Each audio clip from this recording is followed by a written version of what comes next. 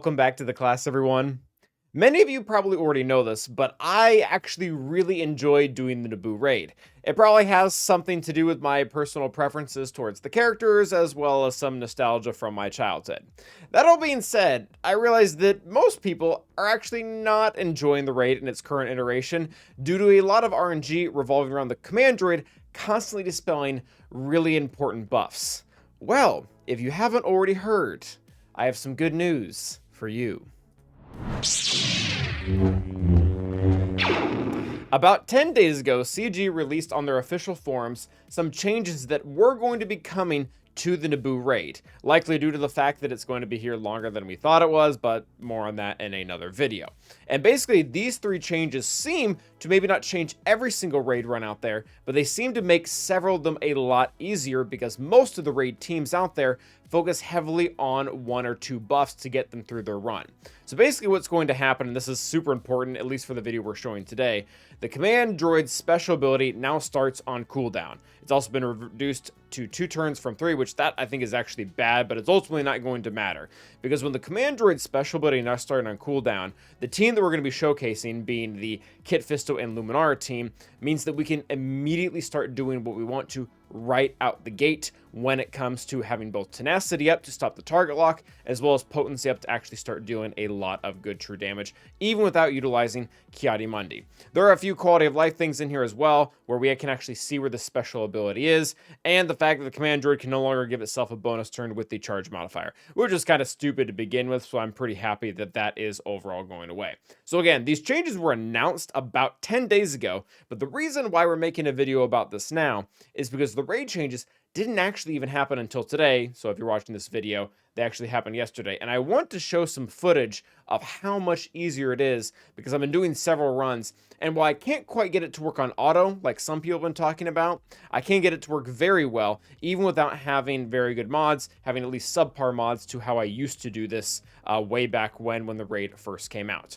So I do want to talk about the overall abilities because this is also meant to kind of be a guide to Luminara and Kit Fisto, an updated one because I want to have the most relevant data out there with what is currently going on. So Luminara's abilities are actually really simple when it comes to the raid overall. Her Force Blast really needs to be seen as a dispel. That's something that the raid gives her, even though it doesn't say it here. You want to save this for when DDK has his damage immunity. Master's Healing, really for when any of your allies get slow and it doesn't look like they're going to take a turn.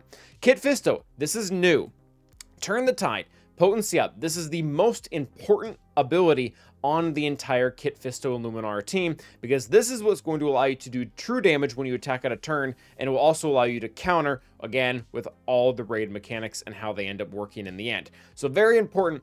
And one of the things that was a really big struggle that used to happen in the raid is that you had to hold on to it and wait until the command droid took its turn in order to use to dispel, or if it got a bonus turn and got it out of nowhere, it could just really ruin the run out of nowhere. Neither of those things should really be happening, meaning we can use this one right off the bat. The basic is kind of whatever.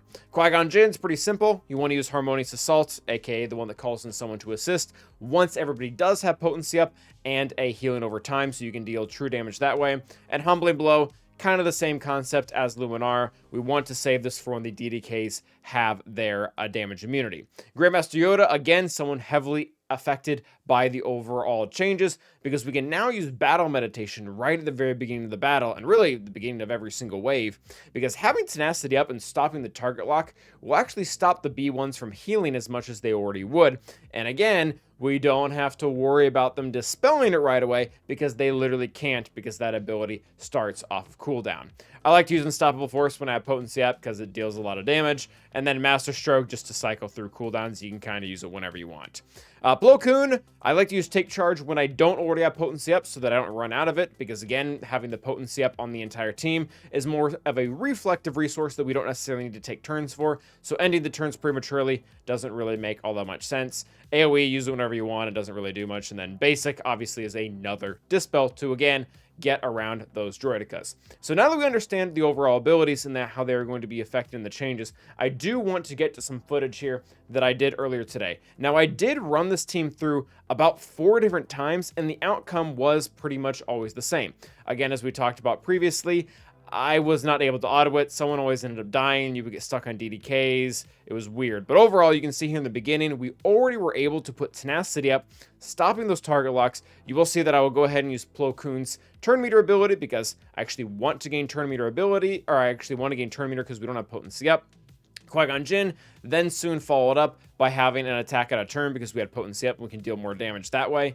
And now we pretty much just let the squad do what it wants to do from wave to wave. Again, one of the really nice things here is the fact that we don't have to necessarily be afraid of when we use Kit Fisto's potency up, because we will know that that little 2 dot, or that little 2 marker above what looks like a settings wheel above the command droid's head, that is what's going to tell us when he's going to be able to dispel. So as long as that says 1 or 2, I'm typically still using my potency up move. When it looks like he's about to take a turn and that's nowhere in sight, then you really don't want to use potency up because it will soon be dispelled. So from here, you'll see that we end up doing very well. We're able to spread the potency up around with Grandmaster Yoda, making him an even better asset on this team. I, again, use potency up. Someone should, I guess, be keeping track of that. Maybe this could be a fun drinking game.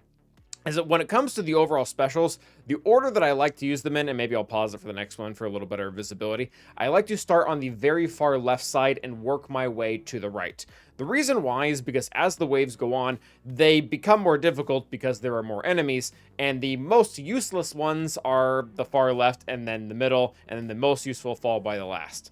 So one of the consistent themes that you're going to see here and that you have been seeing here is the fact that we're actually able to kill all the B1s and the stops and droidicas before the command droid can even get its cooldown all the way down. Now, part of that is due to my modding and how much offense I have on them. I will show mods at the very end. But the other part of it is we just have enough damage to get through them because we're able to do it right off the bat in the very beginning. So again, run is going very well. This is how, again, most of my battles went, except for the ones that were on auto. They couldn't seem to time it right. I think Kit Fisto did burn his potency up ability one time when he wasn't supposed to. But then again, my mods aren't ideal here, and we are only showing the R5 tier because that's what I can do, so that's where we're at. So again, when it comes to the overall abilities, start on the left, work our way in, as the last tier has locked potency up, which, I mean, even if they could dispel it, they can't because it's locked. So just working our way through all the enemy teams. I typically, when I would do this run, even on a good run, I would probably get to the last wave with maybe 80-90% after kind of ripping off my initial mods that I had used in the very beginning, which were much better. And overall, just kind of smashing our way through the event without having to put a significant amount of work into it with remodding or anything of the such. Now, we've mentioned mods several times now, so we should probably actually go and show what we're using just for clarity's sake. So turning that off, I did take that run.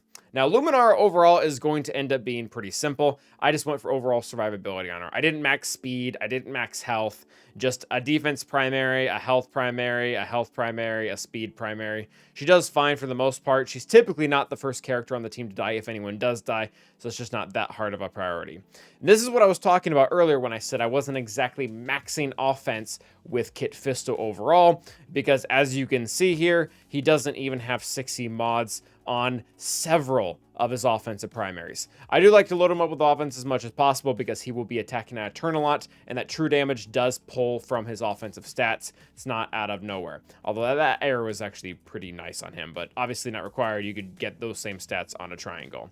Next up is going to be Qui-Gon. I don't have Qui-Gon modded for the raid. This is how he's modded for GAC, where his offense gets transferred to the other characters. So very similar to Kit Fisto. Just offense primaries galore, and then an offense set. Pretty much the important thing. Grandmaster Yoda, also not specifically modded for the raid. He just has offense because he's a special damage dealer and they don't crit a lot.